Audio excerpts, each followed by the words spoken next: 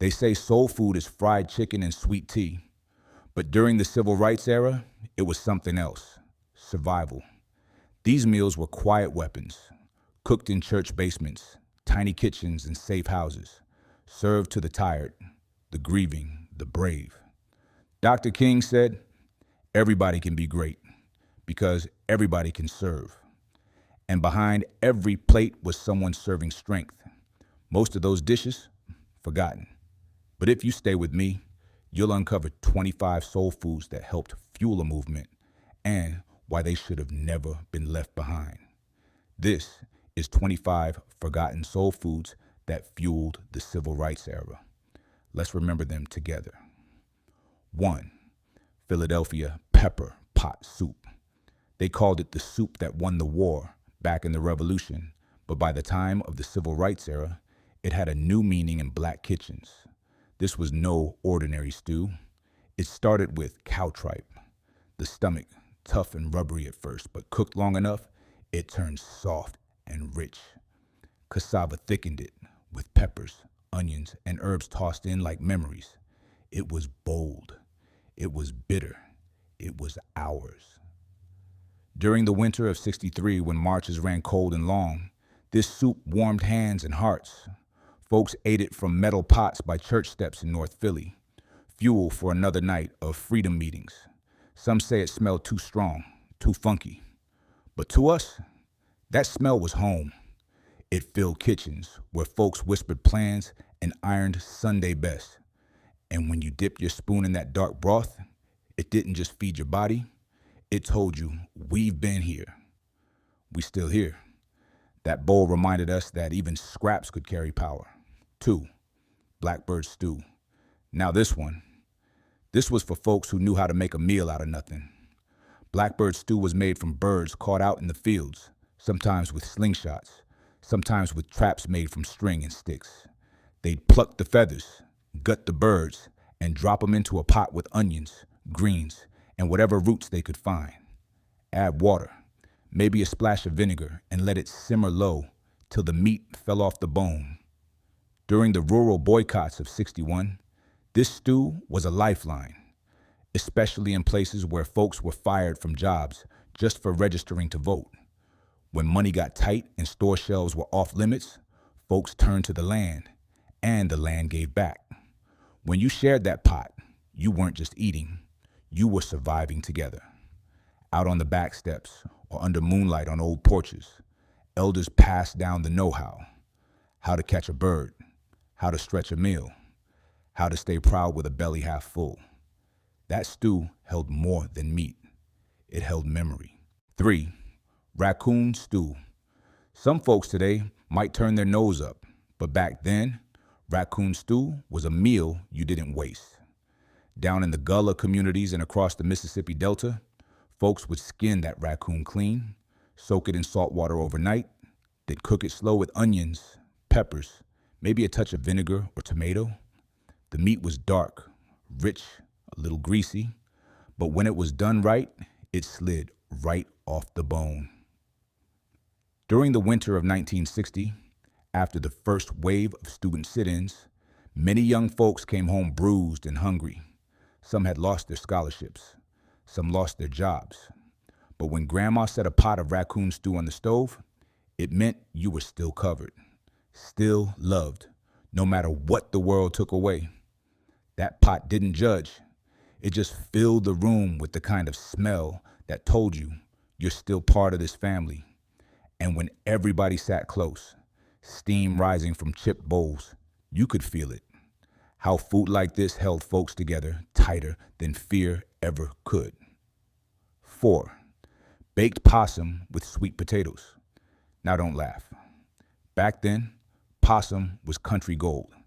If you caught one fat off the persimmon tree, you had dinner and a story.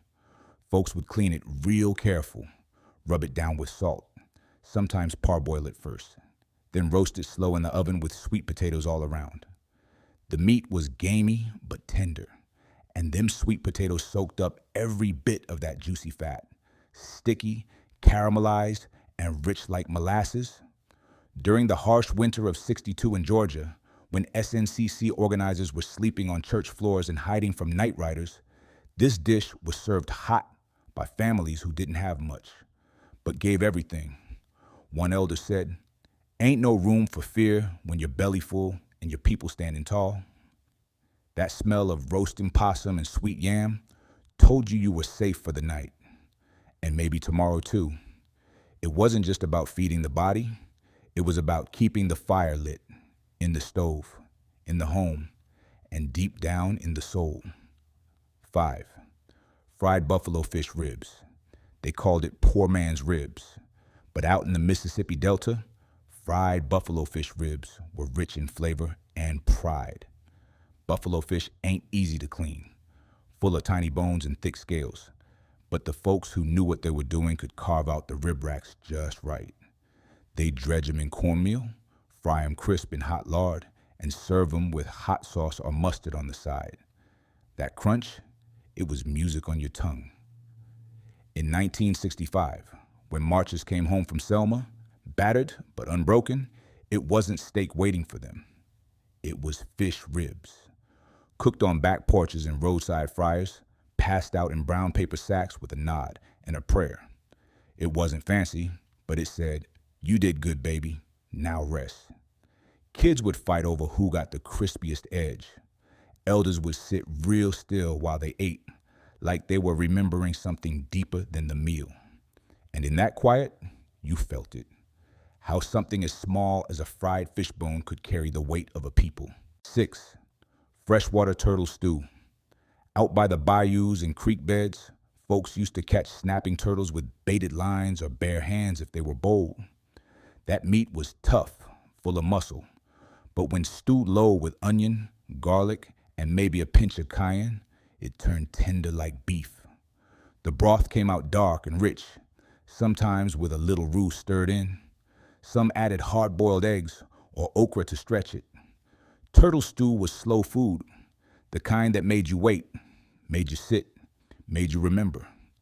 Back in '63, during the weeks after the Birmingham church bombing, a family down in Louisiana served turtle stew to neighbors who came grieving. No words, just bowls passed from hand to hand, steam rising with the weight of sorrow and strength. That stew said what mouths couldn't. And when a young girl asked, "Why we eat turtle?" an elder leaned down and whispered, "'Cause it's hard outside, soft inside, just like us." That pot held more than meat. It held lessons. And in that quiet kitchen, with spoons scraping the bottom, you knew this stew wasn't just survival. It was testimony. 7. Squirrel fricassee, or fried squirrel. Squirrel wasn't no stranger in black kitchens, especially out in the country. Boys go out at first light with a .22 rifle or a slingshot, come back with a sack full of squirrels ready to skin. Sometimes they fried them whole, crispy on the outside, juicy inside. But other times, they'd make fricassee, brown the meat in a skillet, then simmer it in gravy with onions and carrots till it fell clean off the bone. Serve it over rice or biscuits, and you had yourself a meal that could hush a hungry room. During the long organizing weeks of the Mississippi Freedom Summer in '64, food had to stretch. Squirrel dishes brought folks together. One elder told the story of feeding 14 volunteers with 6 squirrels and a whole lot of gravy. Said it was the night they planned the march to the courthouse. Nobody asked for seconds out of greed. They asked because that squirrel tasted like unity. And when the youngest dipped their biscuit in that gravy, you could see it in their eyes. Hope don't need much meat to grow. 8. Rabbit and dumplings. Now rabbit? That was Sunday best meat in hard times. Folks would set traps along the fence line or shoot one early in the morning, clean it by noon, and have it bubbling in a pot before the sun dipped low. They'd cook it slow in seasoned broth, let the rabbit fall apart soft, then drop in hand-rolled dumplings, thick and doughy, soaking up every drop. It wasn't just warm, it was filling. A stick-to-your-ribs kind of love, passed down from Big Mama's hands to yours. Back in '61, when student protests lit up Nashville, A church elder made rabbit and dumplings for every teen that got locked up and released. She served it out of a dented pot behind the pulpit, told them, "Y'all fighting out there? I'll feed you in here."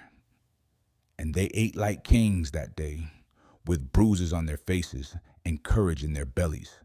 Some of those kids never forgot that pot. Years later, they'd talk about that rabbit and dumplings like it was the first time they truly felt seen, not as troublemakers, but as somebody's child, somebody's future. 9. Poke salad. Poke salad wasn't picked from no store. It came straight from the earth, wild and dangerous if you didn't know what you was doing. You had to boil it 2, sometimes 3 times to get the poison out. But once it was safe, seasoned up with bacon grease, garlic, and a little onion, it hit the soul like a hymn. Old folks said eating poke salad taught you patience. You had to treat it right, or it'd turn on you, kind of like the world outside. That bitter green taught you how to work with what you had, even when it didn't seem fair. During the voter registration drives in rural Alabama, poke salad showed up on more than a few dinner plates. It grew in backyards, beside ditches, behind shotgun houses. And for families who lost wages just for registering to vote, it was one of the few greens that didn't cost a dime. Folks didn't brag on it, but they leaned on it, the same way they leaned on each other. That pot of boiled down leaves didn't just fill a plate. It told you, we gonna make it anyway. 10. Hot water, cornbread, or Johnny cakes. Ain't a soul who grew up in the South that don't remember hot water cornbread.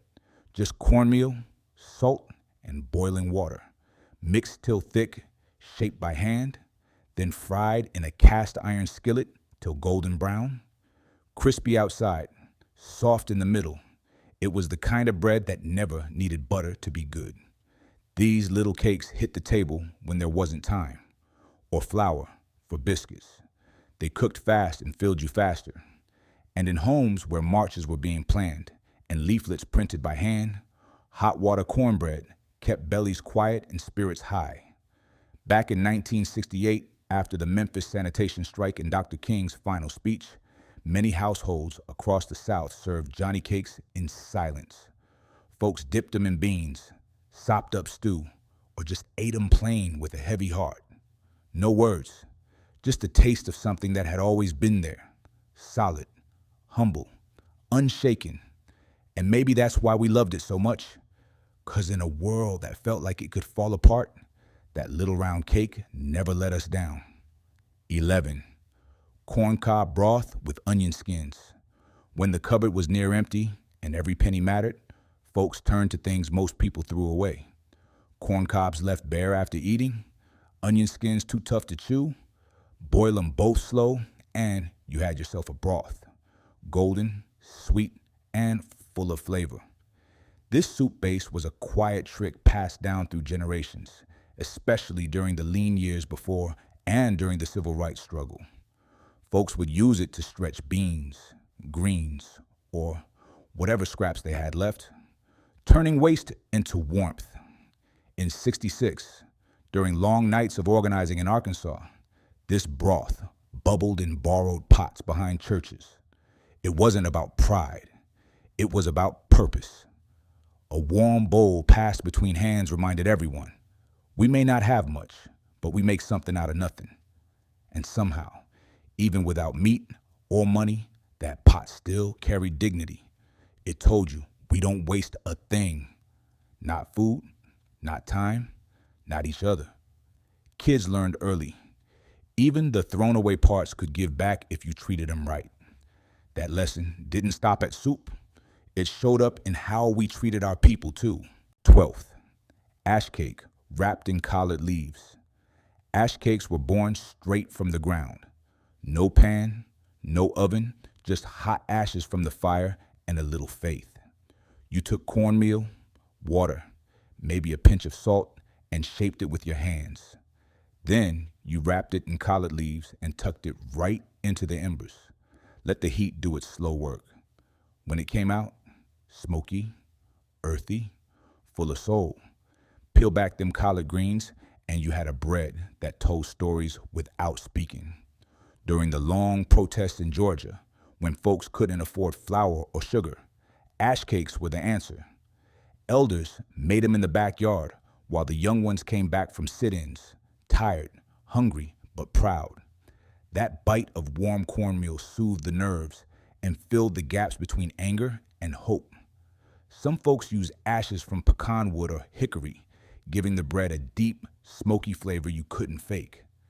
Kids would fight over the crusty bits, burnt edges and all, because that's where the magic was. And when the bread cracked just right, steam pouring out, it felt like the earth itself was offering comfort. 13. Roasted pig ear slabs. Now, pig ears might sound strange to some, but back then, that was prized meat, cleaned real good, boiled till tender, then laid out flat and roasted slow until the edges crisp like bacon. Folks would slice them thick, drizzle on vinegar or hot sauce, and chew on that cartilage like it was candy. They were salty, savory, with just enough chew to make you work for it. But that texture, that flavor, it stayed with you. And in neighborhoods where supermarkets wouldn't sell decent cuts to black folks, we made the most of what others threw away and turned it into gold on a plate. One Sunday in Birmingham, a church fed 100 marchers after they walked miles in protest. All they had were pig ears and potatoes, but folks ate like it was a feast, laughed, passed plates, held hands, and for a moment, even the police sirens outside couldn't shake the warmth inside. Kids would gnaw on those crispy edges, sauce running down their chins, and elders would smile, remembering harder times. That plate reminded them, we didn't just survive, we seasoned the struggle. 14. Homemade Southern teacakes. Soft, sweet, and simple. Teacakes were the cookies your grandma made when sugar was scarce and love had to stretch. Just flour, butter, a little sugar, and maybe some nutmeg if you had it. Pressed flat by hand, baked golden, and cooled right on the windowsill. These weren't store-bought sweets. They were passed down in stained recipe cards in memory. In Mississippi kitchens during the civil rights years, teacakes showed up after meetings, in lunch sacks, and on church steps. Mothers would wrap them in wax paper and tuck them into coat pockets, a soft reminder that somebody was waiting for you to come home safe. In 1963, after the Birmingham church bombing that took the lives of 4 little girls, Miss Elsie baked batch after batch of teacakes. She said, "My hands can't stop the hate, but they can hold the dough." Those cookies became something holy that day, soft circles of peace in a world that had gone cold. Some elders called them freedom cookies, because even in the thick of fear and fire, they brought comfort, sweet and gentle like a hymn humming in the kitchen. 15. Salmon Croettes. You'd find a can of salmon in just about every pantry back then. Cheap, shelf-stable, and packed with protein. Mash it up with breadcrumbs, onions, a little egg, and season it right. Then fry it in hot grease till it sizzled brown on both sides. That's a salmon croquette. They were humble, but they filled your plate and your spirit. In many homes, they showed up on Friday nights right after payday, or when money ran low, but pride stayed high. Folks dressed them up with mustard, hot sauce, or a slice of tomato if you had one. When the Montgomery bus boycott dragged into its second year, salmon croquettes became the meal that kept folks going. Churches handed out lunch sacks to folks walking to work, and often inside was a croquette, still warm from a sister's skillet. It wasn't just a meal, it was a message. We got you. That little patty reminded folks that struggle didn't mean going without, not when you had a whole community ready to fry up hope by the handful. 16. Virginia peanut stew. Peanut stew came from deep roots, Africa to the south, pot to the soul, made with ground peanuts, onions, maybe tomatoes, and a touch of spice. It simmered into something thick, rich, and healing. Folks in Virginia swore by it on cold nights or long days when bellies groaned and spirits sagged. This wasn't your average stew. It wrapped you up like a wool coat and whispered, "You gonna be all right." Elders said it kept blood strong and bones steady. And during the civil rights years, it fed more than hunger. It fed courage. Protesters spooned it down before marches, its warmth rising all the way to their fists. In Danville, 1963, a woman named Mother Reba served peanut stew out of her home after every rally. Folks lined up quiet and tired and left with a full bowl and a stronger heart. She'd say, "Ain't no fear that don't melt in peanut stew." And truth be told, she was right. That stew wasn't just food. It was resistance in a bowl, creamy and bold, made from the same soil that tried to hold us down. 17. Spoon bread. Spoon bread wasn't bread like most folks think. It was soft, like pudding almost, made from cornmeal, milk, eggs, and butter. You had to scoop it with a spoon, hot and fluffy, right out the oven. Sweet or savory, it slid across the plate like a warm blessing. Down in North Carolina, spoon bread was a staple at meetings, funerals, and freedom rallies alike. It didn't matter how loud the world got. One bite of that creamy cornmeal hush, and you remembered where you came from. Folks would pass it around in cast iron dishes, each dip into the pan, bringing folks closer. During the sit-ins in Greensboro, mothers packed spoon bread into jars and carried it to the jailhouse. It'd be cold by the time it got there. But even cold, it stuck to your ribs and made you feel loved. Even kids called it church cloud because it was soft like heaven and always showed up when the choir sang loud and the prayers ran deep. And when you saw that golden top crack under your spoon, it felt like hope breaking through, soft, warm, and ready to rise again. 18. Callus. Early in the morning down in New Orleans, the callus women would walk the streets with baskets on their heads, calling out, "Callus, Bell's Callas." These were sweet rice fritters, leftover rice, a little flour, eggs, sugar, and spice, fried golden and dusted with powdered sugar.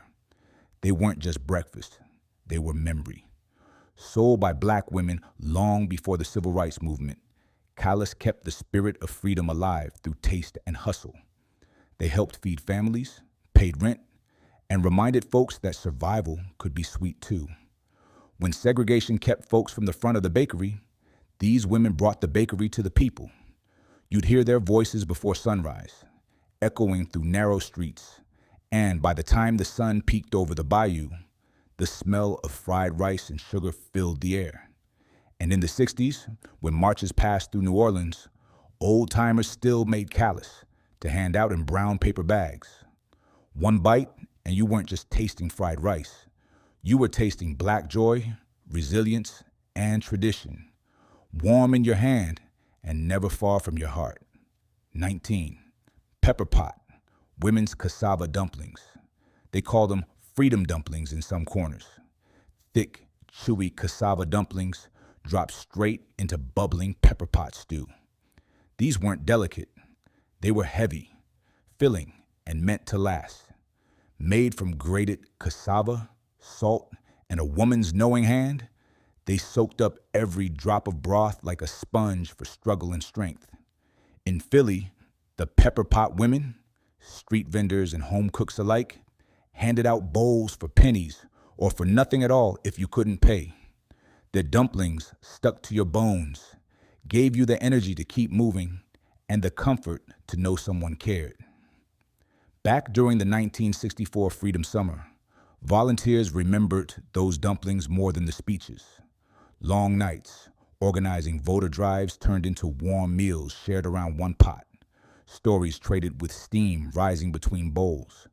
And when a spoon hit the bottom, all you saw was cassava and courage, thick with history, quiet power, and the hands of women who stirred freedom into every bite.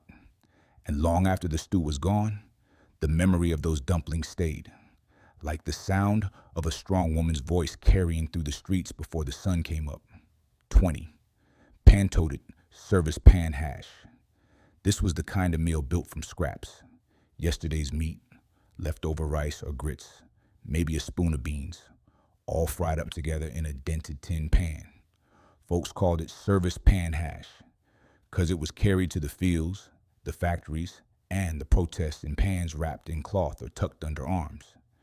In the Jim Crow South, where black folks couldn't sit at no lunch counter, this was how we fed ourselves. Women would tote these pans to factory gates or church steps, lifting the lids to share with anyone who needed it. The smell alone, spicy, smoky, honest, would make your stomach call out like a choir. During the marches in Selma, when bodies were tired and feet were blistered, pan-toted hash showed up like an old friend. Shared from one lap to another, it gave just enough strength to stand back up, face forward, and keep on walking. You couldn't buy it in no restaurant. You couldn't box it up. This was food from the soul, carried in hands that had held babies, picked cotton, and still had the strength to stir a pot for somebody else. 21. Butler Ham Jow Stew. Ham jows ain't just scraps.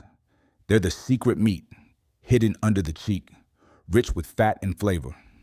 When simmered slow in a stew with onions, peppers, and maybe some okra or greens, they turned tender as a lullaby.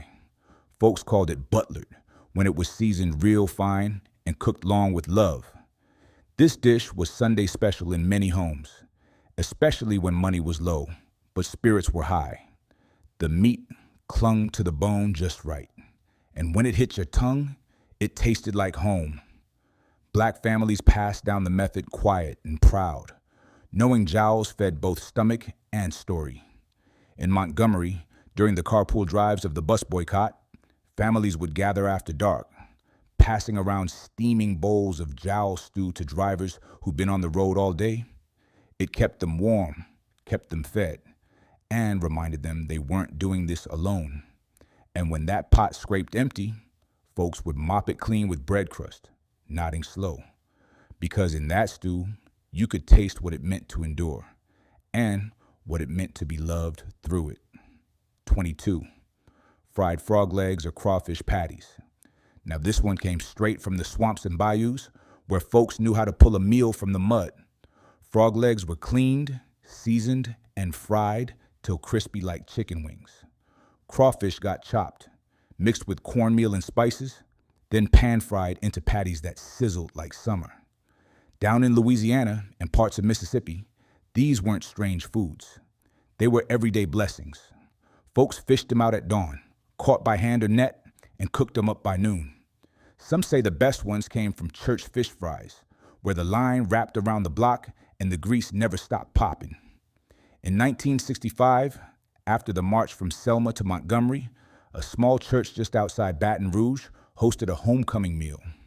They had no money for beef or pork, so they brought in what they could catch, frog legs and crawfish, and the people ate like kings, not because of what it was, but because of what it meant. And when that first bite hit, juicy, spiced, and wild, it told you something plain. We might not have much, but what we got, we make beautiful. 23. Boiled peanuts and collared potlikker blend. Boiled peanuts were the snack of the South. Soaked in salt water and boiled till soft, almost creamy inside. And potlikker, that was the deep green broth left behind after cooking down collard greens, thick with nutrients, memory, and soul. Poor folks didn't waste nothing. They'd take the potlikker, pour it into mugs, and sip it slow, hot, salty, and healing. Mix that with a handful of warm boiled peanuts, and you had a medicine stronger than any pill. Elders swore it cured colds, heartaches, and heavy days. In Albany, Georgia, during voter registration drives, neighbors handed out jars of potlikker to tired organizers. It was cheap, yes, but rich in every way that counted. It gave energy to feet worn from knocking on doors, and peace to minds weighed down by hate. And when someone passed you a bowl, they weren't just feeding your body, they were saying, you belong here, you matter, and we'll get through this together. Some folks even crumbled cornbread right into that potlikker, soaking it up like a sponge. That last spoonful, it felt like a hug from your grandma, warm, strong, and just what you needed to carry on. 24.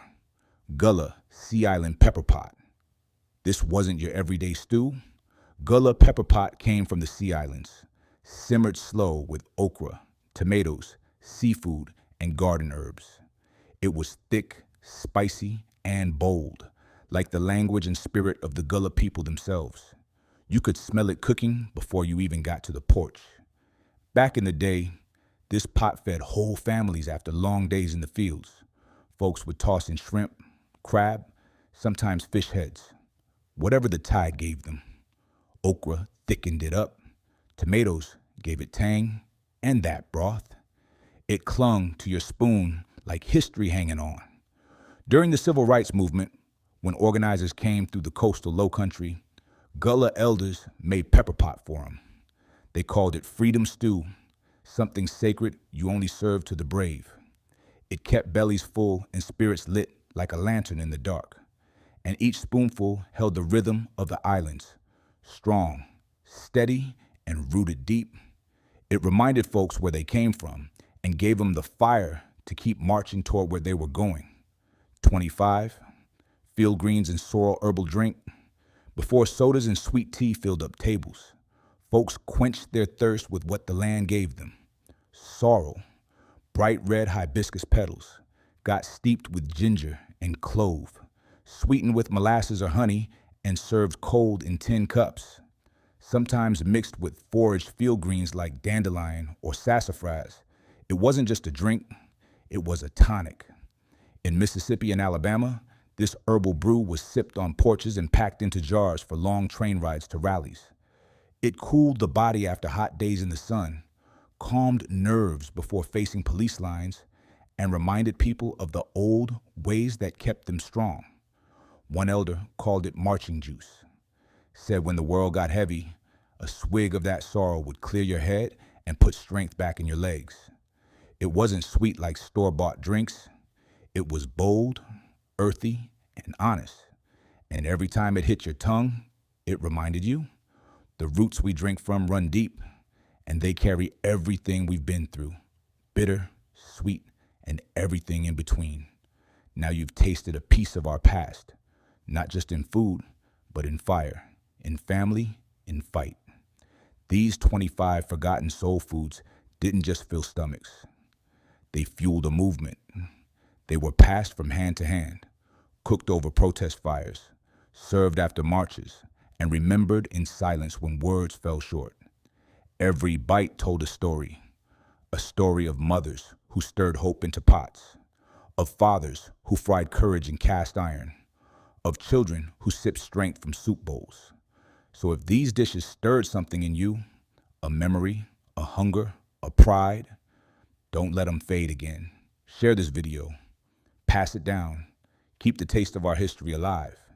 And if you want to go deeper, hit that subscribe button. There's a whole table of stories still waiting to be served.